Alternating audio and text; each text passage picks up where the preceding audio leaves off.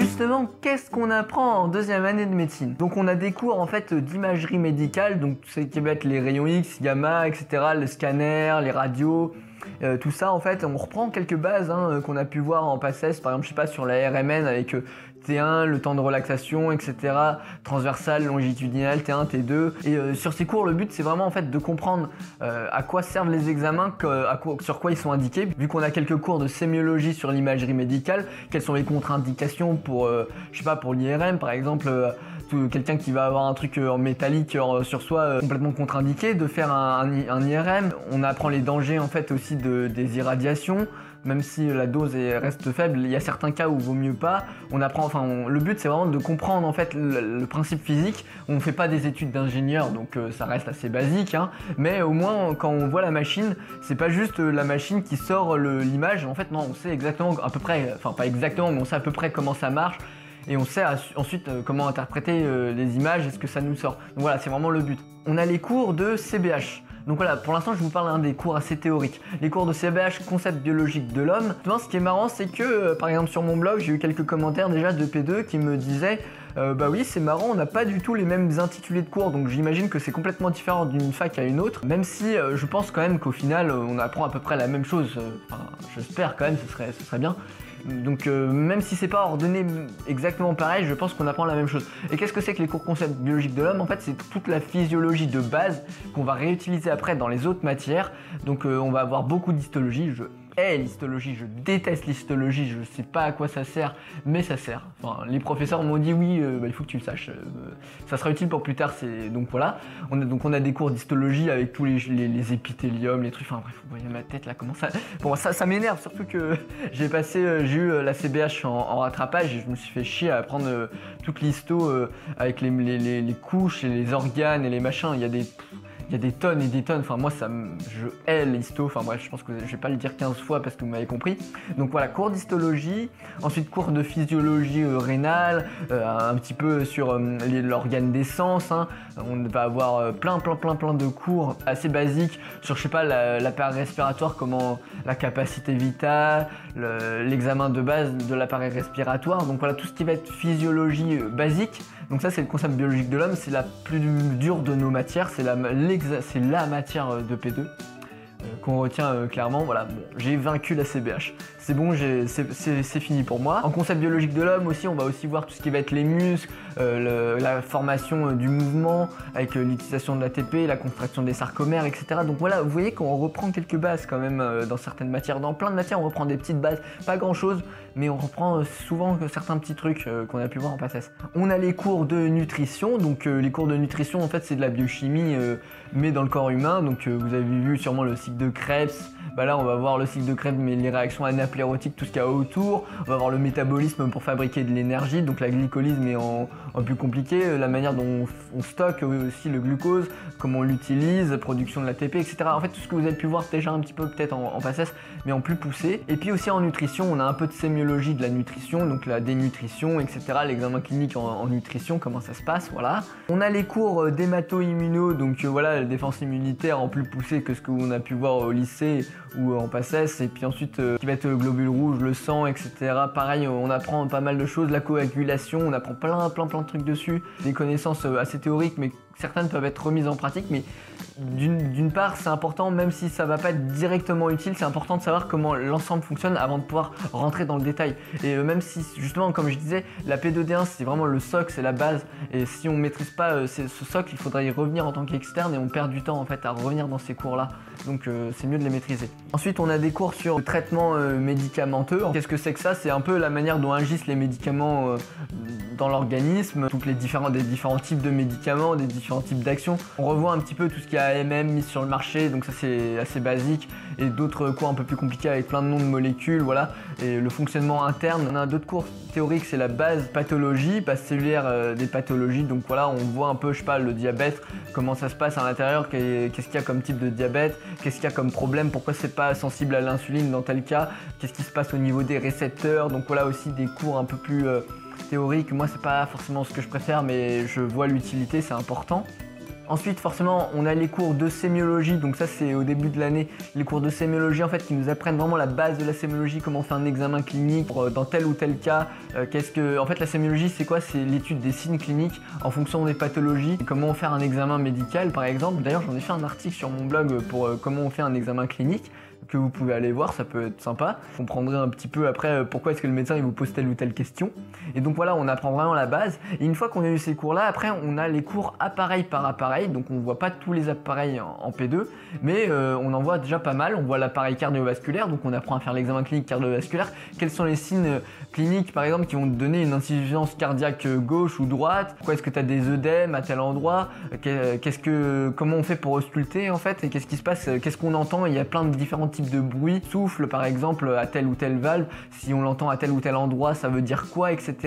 Les pathologies thoraciques basiques qui sont graves qu'on a pu étudier dans ce cours là, je sais pas, par exemple la dissection aortique. Donc l'aorte qui a un gros problème et c'est une urgence vitale, et en fait le patient il va avoir une douleur qui va plus partir dans le dos. Vous voyez la crosse de l'aorte par exemple, c'est normal qu'après que ça parte dans le dos. Et donc en fait on voit, je vais pas vous faire le cours, mais voilà, on voit plein de choses là-dessus. Ensuite on a l'appareil respiratoire. Là aussi comme pour l'appareil cardiovasculaire, on a des cours de radiologie aussi. Donc quels sont les signes radiologiques sur une radio? Si on voit ça, qu'est-ce que ça veut dire? Bon, j'ai un peu du mal en radio, mais j'espère que ça va venir avec le temps. Donc, forcément l'étude de toutes les maladies, tous les bruits, tous les pathologies de base, les trucs généraux, les crépitants quand on met le stéthoscope, quelles sont les questions types à poser, etc. C'est super intéressant. Puis un peu plus de physiologie qui reprend les cours de CPH, de concept biologique de l'homme. Dans l'appareil cardiovasculaire, on apprend par exemple comment on interprète un ECG. Donc voilà, je saurais à peu près vous interpréter un ECG, mais vraiment à peu près.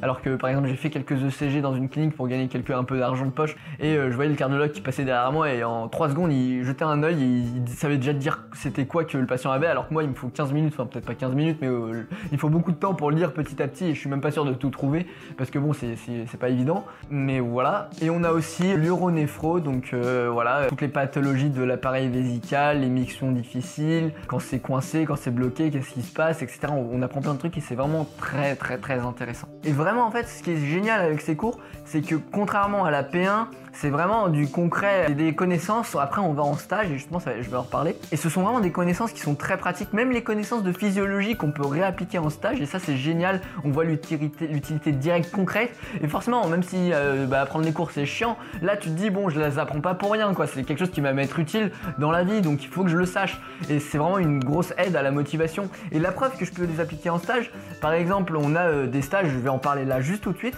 mais je suis allé en stage dans un institut de réadaptation médicale avec des personnes qui étaient amputées, en siège roulante et qui réapprenaient à marcher. Enfin, il y a plein d'autres services là-dedans. Il y avait le médecin avec qui j'étais, puis j'avais l'externe, un gars qui était super cool et qui m'a appris plein de trucs. D'ailleurs, j'en avais parlé au moment où je faisais une vidéo sur comment garder la foi en PSS, 10 raisons pour garder le moral, et j'étais en ce moment-là même en stage et j'en ai un peu parlé dans cette vidéo.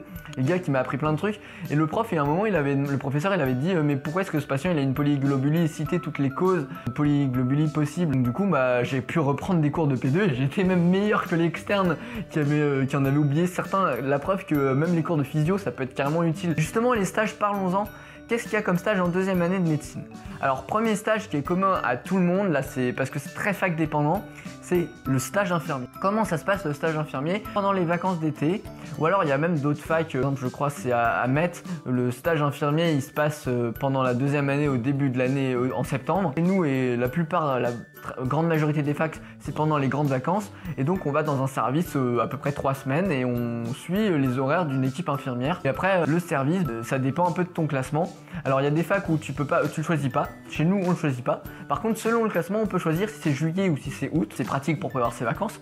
Et il y a d'autres facs où voilà, tu peux choisir, mais chez nous c'est un peu au hasard. Mais moi j'étais aux urgences dans mon hôpital et j'avais vu plein de choses géniales, et pendant 3 semaines en fait j'étais avec une équipe d'infirmières. Je les ai suivies jour et nuit. Elles faisaient des rondes, donc elles avaient différents horaires de 6h du matin à 14h par exemple, de 14h à 22h ou de 22h à 6h, avec les jours de repos, les tournures, etc. Et je les ai aidés, j'ai rendu des services, j'ai pu suivre aussi quelques médecins.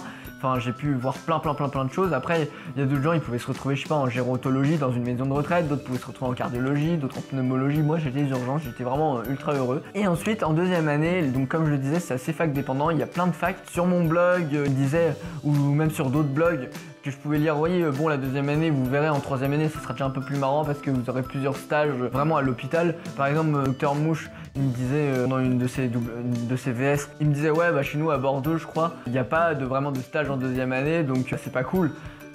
On n'a pas l'occasion, justement, comme je disais, les cours de les mettre en pratique, alors que chez nous, et je pense dans quand même pas mal d'autres facs, on a pas mal de stages. Alors comment ça se passe chez nous? On a deux stages. On a un stage de sémiologie et un stage médico-technique. Donc le stage médico-technique, en fait, c'est aller en gros dans un laboratoire. Par exemple, quand vous êtes aux urgences et que vous faites la prise de sang, il faut bien quelque part pour l'analyser. Donc ça va au labo. Mais le labo, il fait pas que ça, il fait plein d'autres choses.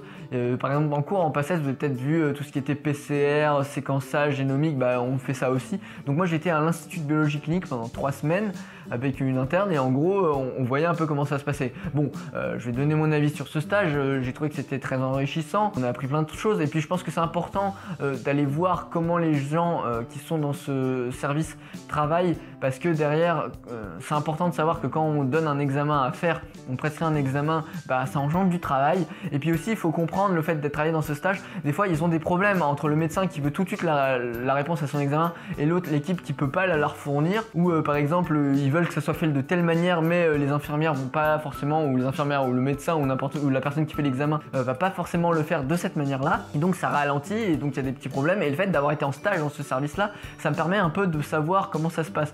Et qu'est-ce que j'ai fait d'autre? On a fait aussi des lectures d'articles, donc j'ai appris à faire une lecture d'articles critiques avec exposé et vraiment pendant les études de médecine c'est quelque chose qui se fait vraiment très couramment hein. Les externes ont des cas cliniques à préparer et puis à présenter à toute l'équipe et donc nous on nous a fait faire un peu la même chose avec un cas clinique ou avec un article scientifique à lire et à présenter en mode critique, pas juste résumer l'article quoi. Donc ce stage a été très intéressant, je pense qu'il est vraiment utile, il est même indispensable, mais plein de fois on était tout seul, on se faisait chier clairement parce qu'on fait vite fait le tour quand même, on était un peu livrés des fois à nous-mêmes on avait du travail, c'est-à-dire on avait notre article à analyser et à préparer pour la fin de la semaine, donc il y a des moments où je me suis un peu ennuyé, ce ne sera pas le meilleur stage, je retiendrai en mode ouais j'ai trouvé ça super intéressant, je l'ai trouvé utile.